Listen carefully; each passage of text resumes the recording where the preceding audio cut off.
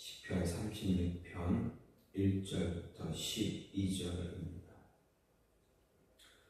악인의 죄가 그의 마음속으로 이르기를 그의 눈에는 하나님을 두려워하는 빛이 없다 하니 그가 스스로 자랑하기를 자기의 죄악은 드러나지 아니하고 미워함을 받지도 아니하리라 하미로다.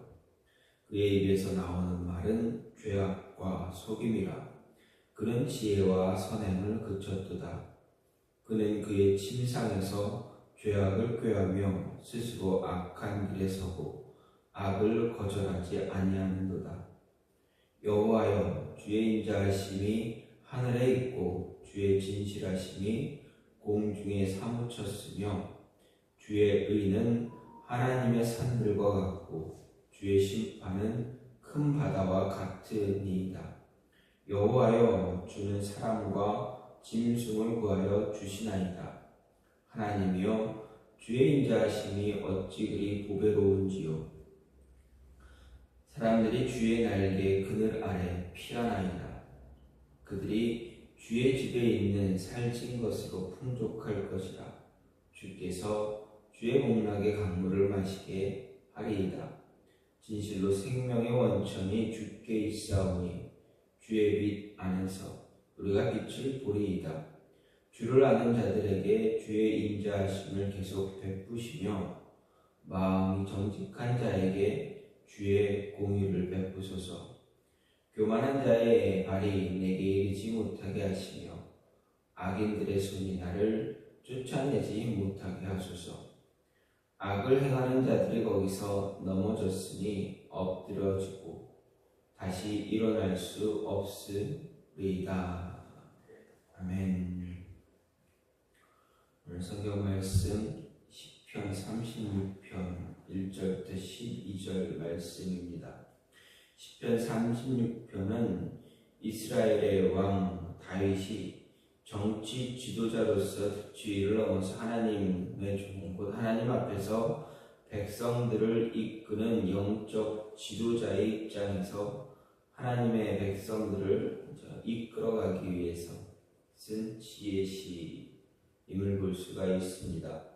즉 오늘 시편은 성경 전반에 흐르는 기본적인 사상, 즉 여호와의 존재, 하나님의 존재, 또 하나님에 대한 자세가 선과 악, 상과 벌을 결정하는 기준이 된다라는 것을 하나님의 백성들에게 가르치기 위해서 지은 시임을 보게 됩니다. 즉 오늘 말씀은 근본 사상이나 주제에 있어서 시편 150편 전체의 서시다, 시작을 알리는 그런 시편 1편과 이제 일치하는 것을 보게 됩니다. 다만 1편이 단순히 여호와 하나님에 대한 의인과 악인의 상반된 삶의 자세와 그런 운명을 객관적으로 제시하고 있다면 오늘 말씀 36편은 인본주의적인 그런 착각에 빠진 악한 사람들의 교만, 무도함을 절대 초월자이신 창조자이신 창조자로서 인생은 물론 온 세상에 대한 절대 주권을 가진 하나님의 성품과 능력에 대비시키면서 악인들의 우매함, 그런 사악함들을 부각시키고 있음을 볼 수가 있습니다. 그리고 1편이 의인에 대한 고찰을 먼저 하고 악인에 대한 고찰을 나중에 했다면 36편은 악인에 대해서 먼저 이야기하고 의인에 대해서 나중에 이야기하고 있다라는 점을 좀 다르다라는 것을 보게 됩니다.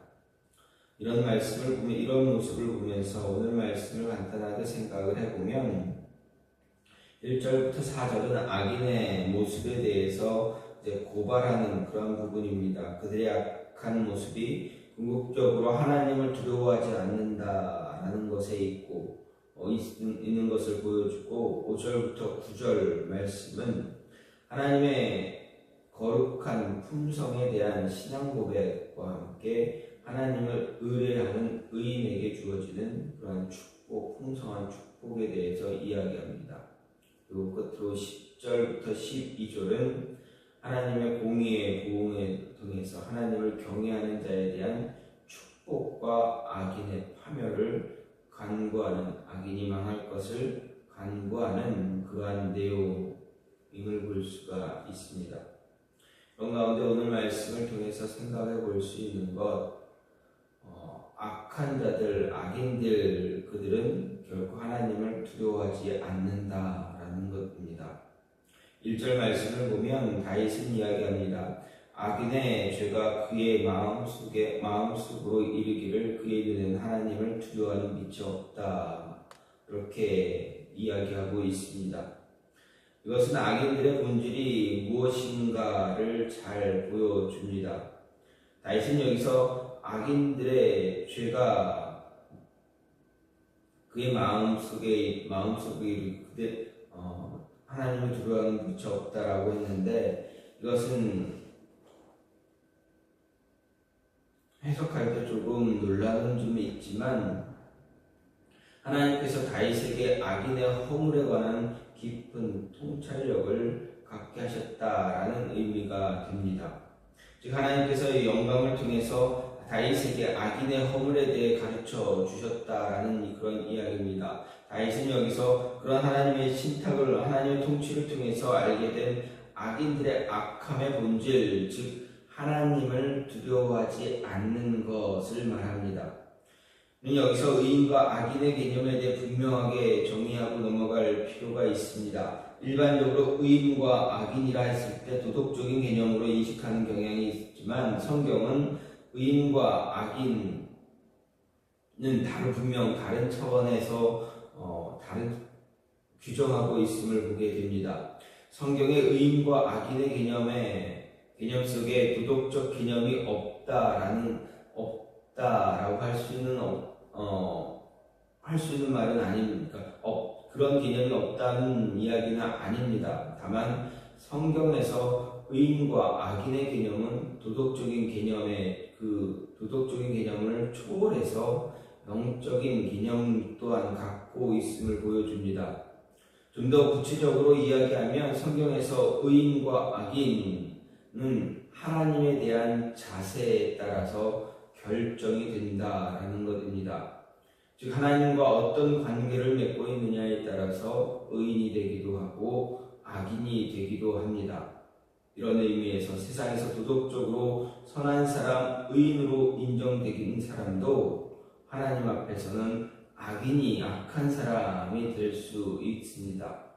그러면 오늘 말씀의 1절 말씀에서 다윗은 누가 악인이라 이야기하나 보게 되면 하나님을 두려워하지 않는 자라고 합니다. 하나님을 두려워하지 않는다는 것은 다시 얘기하면 하나님을 인정하지 않는다라는 것입니다. 14편 1절 verse를 보면 어리석은 자는 그 마음에 이르기를 하나님이 없다라고 했습니다. 어리석은 자, 이 14편에서 말하는 이 어리석은 자가 바로 악인이다라는 것입니다. 악인은 하나님을 두려워하지 않고 인정하지 않는 사람입니다. 사실 모든 악은 하나님을 두려워하지 않는 데서 시작되기 때문에 그렇습니다. 하나님을 두려워하지 않는 마음, 그것이 바로 악의 본질입니다. 악인들이 부패하고 타락한 삶을 사는 것, 다 하나님을 두려워하지 않고 하나님을 인정하지 않는 데 따른 결과입니다. 하나님을 두려워하지 않고 인정하지 않기에 자기 마음대로 자기가 원하는 대로 악을 행하기 때문에 그렇습니다. 최초의 사람들이 처음 악을 범하게 된 동기를 살펴보면 거기에도 하나님을 인정하지 않고 두려워하지 않는 마음이 있었다라는 것을 보여줍니다. 그들이 하나님을 절대자고 주권자로 인정했다면 결코 하나님이 두려워서 감히 악을 범하지 못했을 것이기 때문입니다. 오늘날도 많은 사람들이 하나님을 경외하지 않는 것, 대수롭지 않게 여기고 있습니다. 하나님을 두려워하지 않는 것, 악으로 여기지 않습니다. 하지만 하나님을 경외하지 않는 것이 악의 본질이고 가장 큰 죄임을 우리에게 보여줍니다. 고대 옛날 고대 국가에서 죄 중에 가장 두려운 죄가 무엇인가 생각해 보면 바로 반역죄입니다. 우리나라의 경우도 반역죄를 범하게 되면 사지를 찢어 죽이는 그런 능지처참의 형벌이 있었습니다.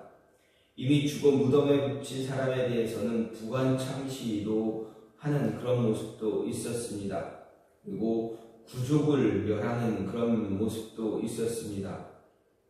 하나님을 경외하지 않는 것이 바로 이런 반역죄입니다. 만약에 하나님을 경외하지 않고 하나님을 인정하지 않는 자에게 이러한 죄를 물어서 능지처참을 하거나 부관참시를 하거나 구족을 멸한다면 과연 사람들은 어떻게 하겠습니까? 하나님을 과연 두려워하지 않을 수 있겠습니까? 하나님은 세상을 지으신 분입니다. 절대 주권을 가지신 분입니다. 이런 분을 인정하지 않고 반역죄를 저질렀을 때 그러한 죄를 그렇게 심판한다면 아마도 사람들은 세상의 모든 사람들은 하나님을 두려워하고 하나님을 인정하지 않는 그런 모습 갖지 않을 것입니다. 하지만 하나님은 우리를 세상을 온 인류를 너무나 사랑하시기에 그러한 모습까지 가지 않으심을 보여줍니다. 그렇기에 악한 그들은 지금도 끝까지 하나님을 인정하지 않고 있습니다. 그런 그들에게 우리는 어떻게 해야 되는가? 의인들은 어떻게 해야 되는가? 그런 의인들은 끊임없이 하나님을 그들에게 전할 수 있고 그들로 하여금 하나님을 인정하고 하나님 앞으로 다가올 수 있도록 그 길을 이끌어줄 수 있는 모습을 가져야 하는 것입니다. 또 한 가지는 하나님을 두려워하지 않는 자 스스로 악을 계획하고 즐기는 데까지 나아간다라는 것입니다. 4절 말씀은 하나님을 두려워하지 않는 자들의 악한 모습의 마지막이 무엇인가, 마지막이 어떤 모습인가를 이야기합니다. 4절 말씀을 보면 그는 그의 침상에서 죄악을 꾀하며 스스로 악한 길에 서고 악을 거절하지 않는다라고 말합니다. 여기서 침상에서 악을 꾀한다라는 것은 밤에 잠자리에 누워서까지 악을 도모하는 일에 골몰한다라는 것입니다. 이것은 의인의 모습과는 완전히 대조적인 모습입니다. 1편, 10편 1편을 보면 의인은 율법을 주의하고 묵상한다 말했습니다. 그렇습니다. 의인은 낮이든 밤이든 하나님의 말씀을 묵상합니다. 하나님의 말씀을 붙잡고 있습니다. 하나님의 뜻을 살피기에 매우 힘쓰고 있습니다. 어떻게 하면 하나님의 뜻에 합당한 삶을 살 수 있는가를 생각합니다. 이러한 사람은 악을 행할 수가 없는 사람들입니다. 그 결과 그들은 어떻습니까? 하나님의 축복을 받고 살아가는 그런 복된 사람이 됩니다. 하지만 오늘 말씀을 보면 악인은 그렇지 않다 말합니다. 밤이 되면 침상에 누워 어떻게 하면 악을 행할 것인가 생각합니다. 악을 실행할 방법을 찾기 위해 골몰합니다. 밤낮으로 악을 계획하고 실행하는 일을 반복합니다. 누가 시켜서 하는 것이 아닙니다. 스스로 하고 있습니다. 왜 그렇습니까? 악을 싫어하지 않고 오히려 즐기기 때문에 그렇습니다. 말하자면 이미 악한 삶의 스타일이 형성되었다라고 할 수 있습니다. 보통 하나님 믿지 않는 자 처음부터 악을 즐기지는 않습니다. 하나님을 인정하지 않는다 할지라도 처음부터 악한 삶을 행하지 않습니다. 악한 일들을 하게 되면 어떻습니까? 기쁨보다는 두려움이 앞섭니다. 우리 아이들이 처음에 거짓말을 시작하면 어떻게 합니까? 오히려 기쁨보다는 두려움이 앞섭니다. 우리 아이들이 처음 거짓말을 시작했을 때 그들의 모습을 보게 되면 거짓말을 지켰을 때 우리 아이들의 마음을 보면 가슴이 쿵쾅쿵쾅 뛰고 있음을 볼 수가 있습니다. 매우 두려워하는 그런 모습들이 얼굴에 그대로 드러나게 됩니다. 우리도 마찬가지입니다. 하지 않았던 일들, 해보지 않았던 그런 악한 모습들 하게 되면 우리 마음이 매우 뛰고 쿵쾅쿵쾅 거리게 됩니다. 유동을 치게 됩니다. 하지만 이 악한 이런 모습들을, 잘못된 죄에 대한 모습들을 계속 반복적으로 하게 되면 어떻게 됩니까? 그런 모습이 차츰차츰 없어집니다. 그러다 보면 자신이 지은 죄가 얼마나 큰지 알지 못하게 됩니다. 요즘 들어서 청소년 범죄가 많이 늘어나고 있는데 그 이유가 무엇입니까?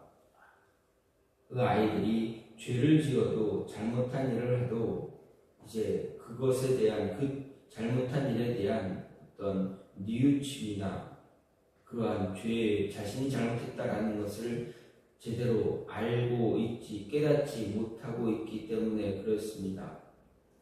즉, 죄된 그런 모습이 너무 반복되어짐으로 인해서 이제 무감각해졌다라고 할 수가 있습니다. 이렇게 악한 모습, 악은 중독성이 있어서 계속 반복적으로 행하게 합니다. 그리고 반복적으로 그 악한 모습들을 행하다 보면 나중에는 어떻게 됩니까? 그것을 즐기게 됩니다. 도무지 끊을 수 없는 지경에 이르게 됩니다. 그래서 우리 아이들이 학교 다닐 때 학교 다니는 아이들을 보게 되면 누군가는 끊임없이 괴롭히고 누군가는 끊임없이 괴롭힘을 당하는 모습을 볼 수가 있습니다.